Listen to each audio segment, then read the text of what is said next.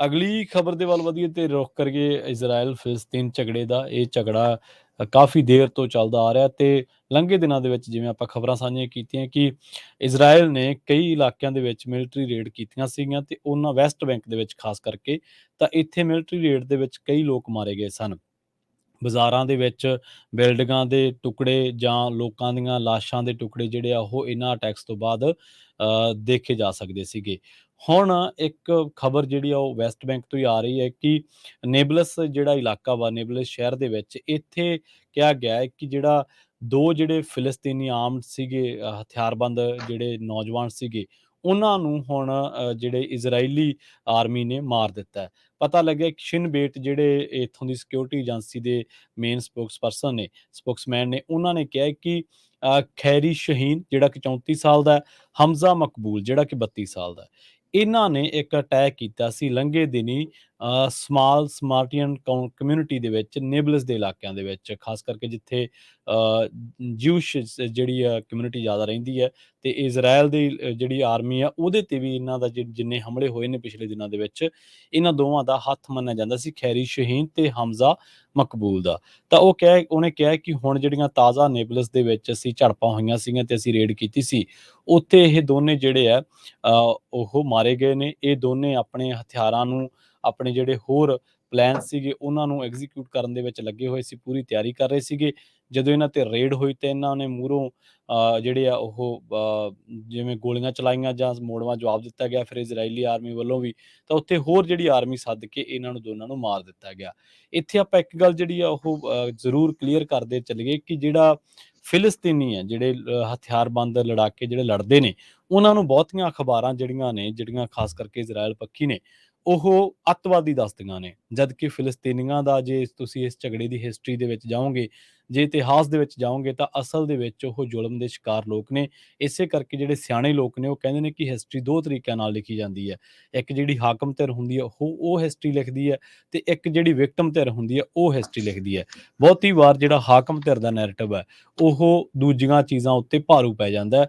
ਫਿਲਸਤੀਨ ਬਾਰੇ ਹੀ ਕਿਹਾ ਜਾਂਦਾ ਕਿ ਫਿਲਸਤੀਨ ਇੰਨੇ ਜ਼ਿਆਦਾ ਇਸਲਾਮ ਭਾਈਚਾਰੇ ਦੇ ਮੁਲਕ ਹੋਣ ਦੇ ਬਾਵਜੂਦ ਫਿਲਸਤੀਨੀਆਂ ਬਾਰੇ ਕਿਹਾ ਜਾਂਦਾ ਹੈ ਕਿ ਉਹਨਾਂ ਦੇ ਉੱਤੇ ਇੱਕ ਤਰੀਕੇ ਦਾ ਜ਼ੁਲਮ ਹੋ ਰਿਹਾ। ਗਾਜ਼ਾ ਪੱਟੀ ਦੀਆਂ ਤੁਸੀਂ ਖਬਰਾਂ ਪੜ੍ਹ ਕੇ ਵੇਖੋ, ਵੈਸਟ ਬੈਂਕ ਦੀਆਂ, ਨੇਬਲਸ ਦੀਆਂ, ਜਿੰਨੇ ਵੀ ਇਲਾਕੇ ਨੇ ਜਿੱਥੇ ਹਥਿਆਰਬੰਦ ਸੰਘਰਸ਼ ਹੋ ਰਿਹਾ, ਉੱਥੇ ਜ਼ਿਆਦਾ ਤੋਂ ਜ਼ਿਆਦਾ ਜਿਹੜਾ ਨੁਕਸਾਨ ਆ ਉਹ ਫਿਲਸਤੀਨੀ ਲੜਾਕਿਆਂ ਦਾ ਨਹੀਂ, ਫਿਲਸਤੀਨੀ ਜਿਹੜੀਆਂ ਆਮ ਆਵਾਮ ਆ ਉਹਨਾਂ ਦਾ ਹੋ ਰਿਹਾ ਜੀ।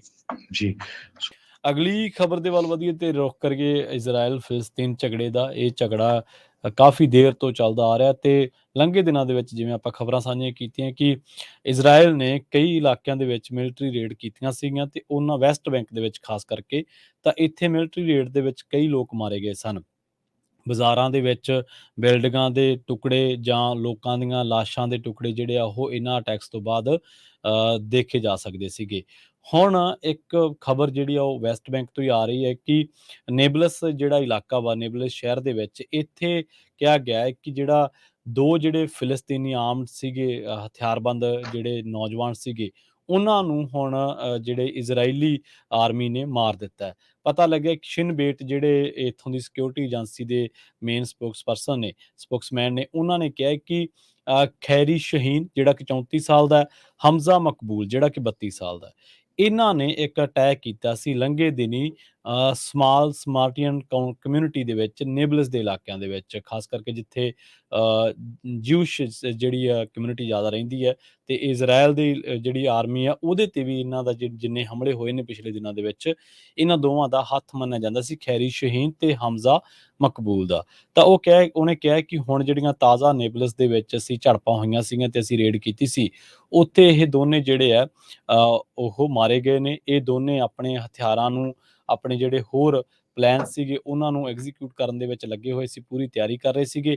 ਜਦੋਂ ਇਹਨਾਂ ਤੇ ਰੇਡ ਹੋਈ ਤੇ ਇਹਨਾਂ ਨੇ ਮੂਹਰੋਂ ਜਿਹੜੇ ਆ ਉਹ ਜਿਵੇਂ ਗੋਲੀਆਂ ਚਲਾਈਆਂ ਜਾਂ ਮੋੜਵਾਂ ਜਵਾਬ ਦਿੱਤਾ ਗਿਆ ਫਿਰ ਇਜ਼ਰਾਈਲੀ ਆਰਮੀ ਵੱਲੋਂ ਵੀ, ਤਾਂ ਉੱਥੇ ਹੋਰ ਜਿਹੜੀ ਆਰਮੀ ਸੱਦ ਕੇ ਇਹਨਾਂ ਨੂੰ ਦੋਨਾਂ ਨੂੰ ਮਾਰ ਦਿੱਤਾ ਗਿਆ।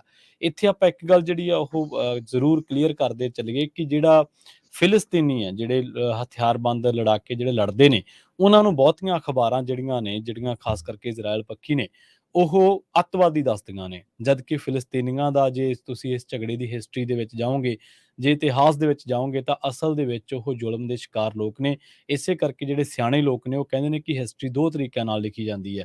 ਇੱਕ ਜਿਹੜੀ ਹਾਕਮ ਧਿਰ ਹੁੰਦੀ ਹੈ ਉਹ ਹਿਸਟਰੀ ਲਿਖਦੀ ਹੈ, ਤੇ ਇੱਕ ਜਿਹੜੀ ਵਿਕਟਮ ਧਿਰ ਹੁੰਦੀ ਹੈ ਉਹ ਹਿਸਟਰੀ ਲਿਖਦੀ ਹੈ।